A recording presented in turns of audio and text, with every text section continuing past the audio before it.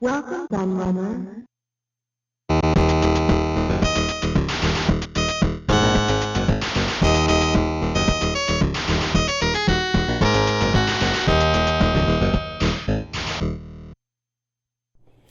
Hello everybody, Q&AK the Laird here, and I'm back with another hardware review for you. And this one's something quite weird, something quite different, something I've wanted to look at on the channel for a long time actually. And I finally managed to snag one at a fairly decent price, not so long back, as those of you who follow my social media and the community tab here on Facebook will have seen. Unfortunately, I can't get the bloody thing working properly, which I'll go into in a minute. But we have it functional just about, so I will still go ahead and do the review. But you might be able to already see it in the background there. But this is what we have right here. It is the Super TV Boy, the sequel to the TV Boy and the TV Boy 2. So this is the third version of the I suppose we could call it a console. You could say it's a console handheld hybrid. It doesn't have a screen though, so it is a console. And this is quite an interesting thing indeed, and something that's always fascinated me. And it's only just recently, well, when I got this, that I got it to work properly.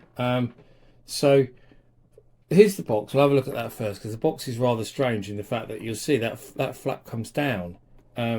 So from the front it just looks like that. It's just a small rectangular box, but then it opens up and you've got this kind of big display, which is quite interesting.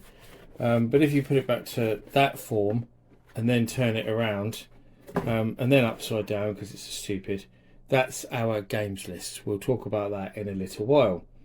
But that's it, 127 games included, as you can see.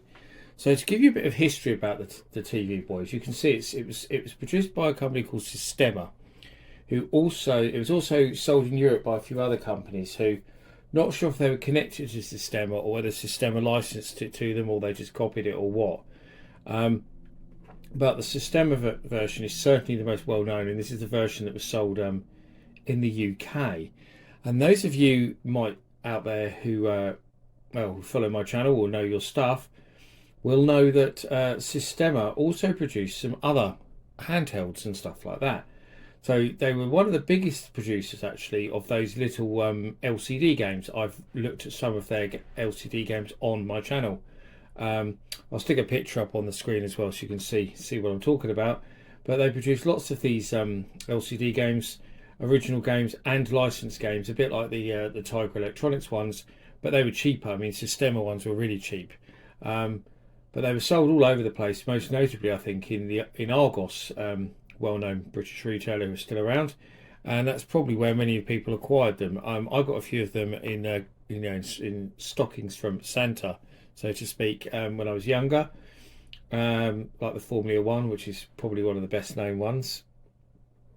But they also produced a proper handheld console called the Systema 2000, which is actually a licensed version of the Heart-Hung Game Master from Germany, one of the few consoles developed in Germany. And I've looked at that on the channel as well. They're very rare, Systema 2000s, but I managed to acquire one and acquire all the games for it some years ago, and I've reviewed that on the channel. So I'll link that down in the comments, as well as the video on the Systema handhelds if you're interested in knowing more about Systema and the other things that they offered. But the first version of the TV Boy, from what I can see online, was actually released in the early 90s. I can't seem to find a definite release date. And then several subsequent versions followed. I mean, I saw suggested that it came out in 93, which seems far too late, but I also saw someone suggest that it was 91, which sounds more realistic. So there seems to be a lot of confusion over the exact release date, but certainly early 90s. I would have thought, I mean, 93 it couldn't have been. I mean, that was the year Atari Jaguar came out. But I do remember seeing them in the Argos catalogue, certainly. That's the only place I do remember seeing them, actually, is in Argos catalogue. I'm sure there were plenty of other places that sold them.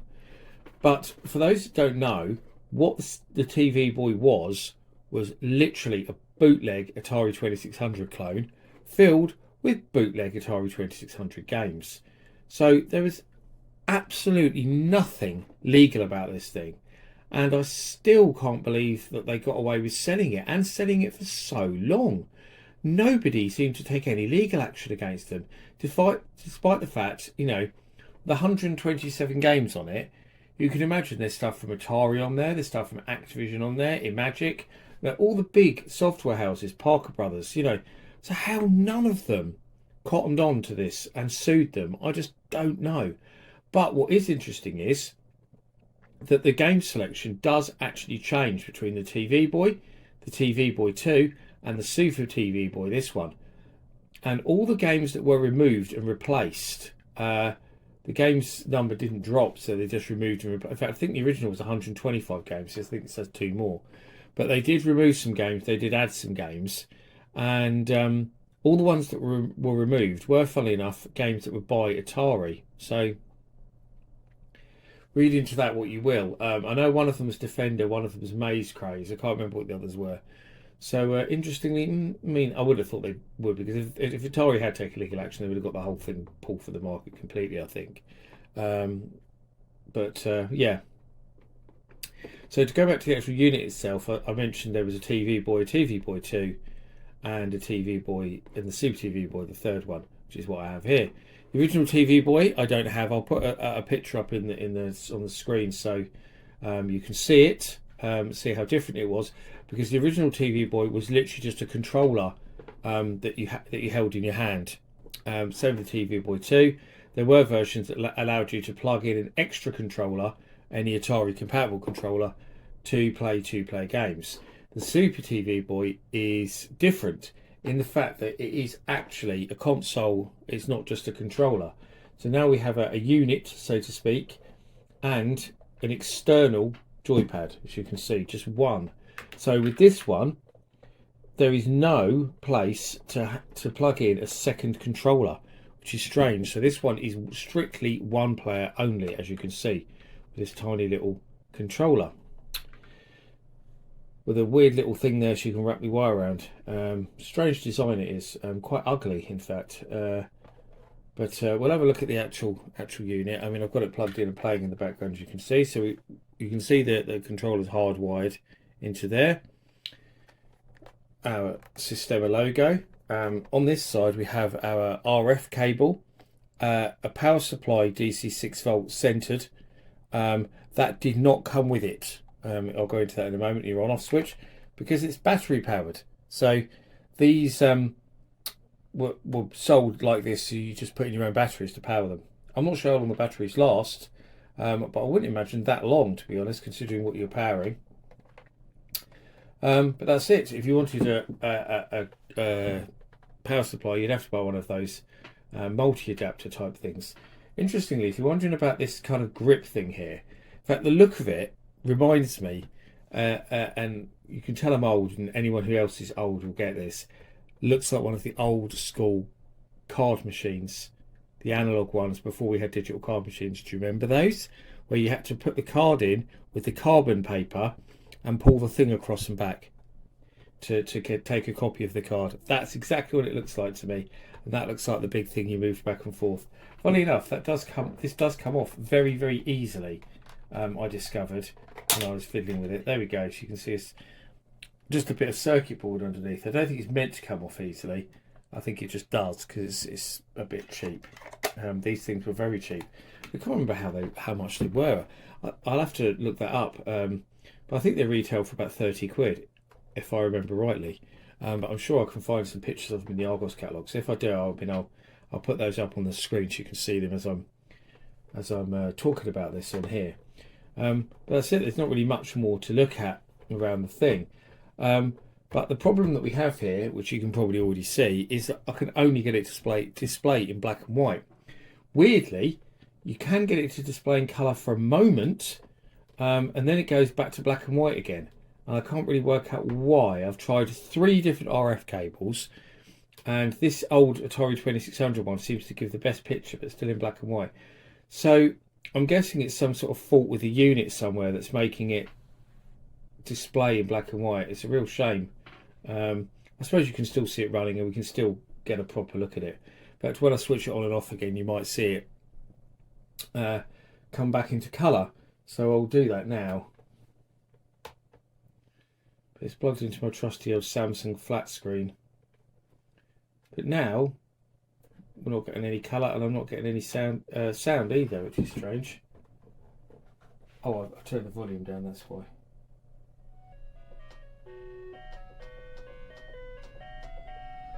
So there's some awful music on the title screen. So it literally just boots into this.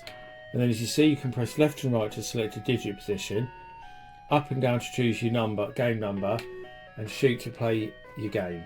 And as I said, on the back of the box, there is our list of games. So you'll see that none of the games have the proper titles, or nearly all of them don't.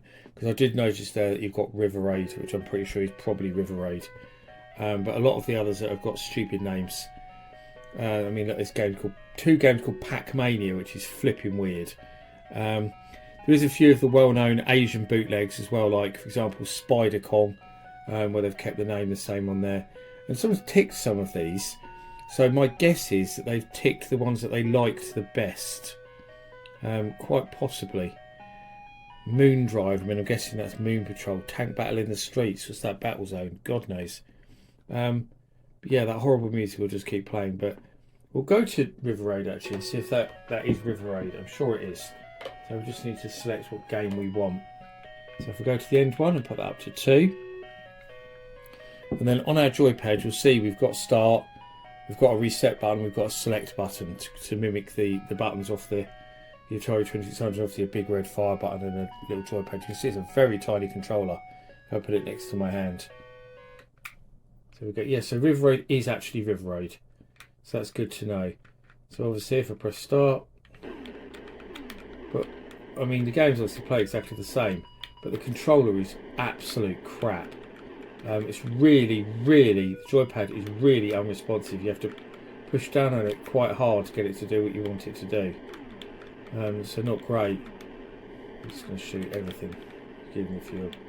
It's a shame I can't get the colour to come back. So I did have it displaying in colour for short periods. In fact, at one point, it kept switching between colour and black and white. But then I couldn't get it to go back again. Which is strange, but that's the most success I had with it, was when it did that. Sometimes if I wiggle the RF, it goes back into colour as well, but no such luck. I can't get it to go in colour at all now. So let's go to, what else we got? Let's do it over 50s. That looks like it's a Z-Tac game, isn't it? Was it called Z Blocks or something like that, wasn't it? Yeah. It's called Town Attack on here. It's basically a rip-off of Atlantis, but it's actually quite a decent game. I quite liked it. So there we go. What else we got? Let's have a look on here and let's have a look what we've got here. So Spider Kong, which I think is one of the worst games ever made. So let's bring up Spider Kong just because it's so horrendously bad. If it's the same Spider Kong, I'm sure it is. Yes, it is. Oh my god. It looks like it's basically a rip-off of Donkey Kong. It's also known as Pac-Kong, which is just always amuses me because obviously they thought, let's take two of the best games ever, Pac-Man and Donkey Kong, and combine them into one game. That's actually a Donkey Kong rip-off and has nothing to do with Pac-Man. The jumping's broken, the enemies flicker all over the place, as you can see. See, look, I made that jump and then I died. It's just such a horrid game. And the way the enemies flicker, it makes it almost impossible to avoid them. So a lot of the time, you just cannot see them. It's just, it's a absolutely horrible game. People say that E.T.'s a bad game. No, E.T.'s an amazing game compared to Pac-Con. So let's have a look. Oh, Karate's on here as well. God's sake. One of the worst ever. Funfair Rifle Range. I'm guessing that is Carnival. Yes, it is. Although they've hacked the graphics, but it is Carnival. I love Carnival. Real favourite of mine. I'll be playing that forever if I sit on that. So what was that one I said I thought was Moon Patrol there? Moon Driver.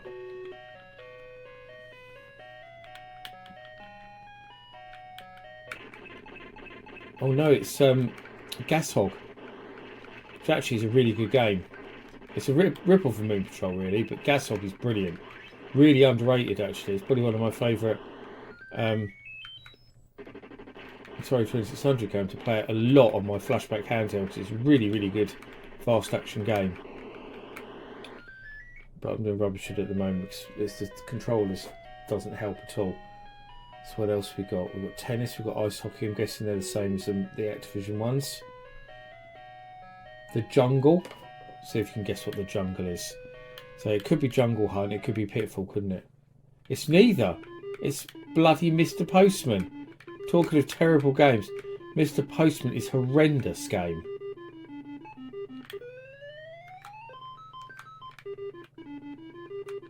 Oh god, I can't play Mr. Postman. It's nasty. What? Fly in the Sky. Let's see what Fly in the Sky is.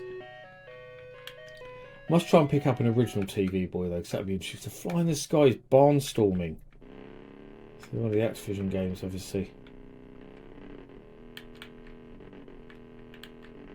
Oh.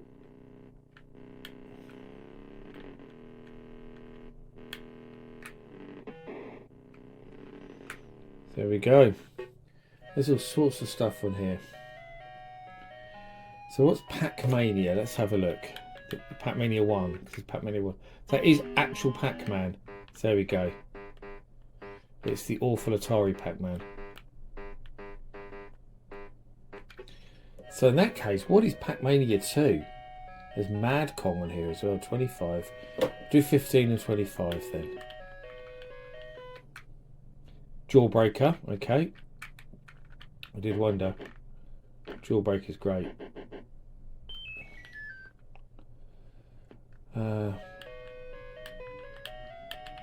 Is it Donkey Kong? It is Donkey Kong. So we've got good old rubbish Atari 2600 Donkey Kong on here as well. Where Fat Mario jumps over cookies and dies. Yeah. There's not really much I can show you because I'm not going to go through all 127 games. That would be pointless. I think there is actually someone who did that in a video as well. But a lot of the games are terrible. But one interesting thing I read about this as well actually is apparently a lot of the ROMs that they used on this, for some reason with the NTSC ROMs, so apparently a lot of the games, the colours don't display right anyway. And actually this is evidenced by the box, because if you look at the box, that's Air Raiders, aka Bogey Blaster, and the sky's pink, which obviously it shouldn't be. So they've obviously, because that's an NTSC ROM, it's displayed the colours wrong, and they've copied that, because obviously it's not a real screenshot, it's just a drawing. But they've copied it going, oh, that's what they think, that's what it's supposed to look at. Whereas that one, Ski Hunt, looks correct because that's a PAL game. So therefore the colours look correct on that one. So yeah, that's I think that's Space Master X7 by 20th Century Fox, aka Sirius Software programmed it, but 20th Century Fox released it. So yeah, interesting. But yeah, I've wanted to pick up one of these things just for novelty value alone for years. So, you know, if you're the same, then by all means go and pick one up. You've got 127 games to play, but a large amount of them are rubbish. A lot of the best, obviously, 2600 games, stuff like Solaris, Kung Fu Master, especially the later stuff like that, obviously isn't on here at all. These are most of the early games, and most of the games that make this up are Asian rubbish Asian games, like Pac-Man, for example, and Mr. Postman, as you saw. Loads of those awful bootleg Asian games are on here. They make up a large portion, but there is, I say, some illegal bootleg games like Donkey Kong and Pac-Man. But that's it, really. I hope you enjoyed my look at the Super TV Boy. Shame we couldn't get it to work in colour, but let me know if you had one of these back in the day, especially if you had the original TV Boy. So I'd be interested to know how that worked when it was just a controller rather than being a separate console. But yeah, as always, I've been the Laird. I thank you for watching, and I'll see you all again for another video very soon. Bye bye.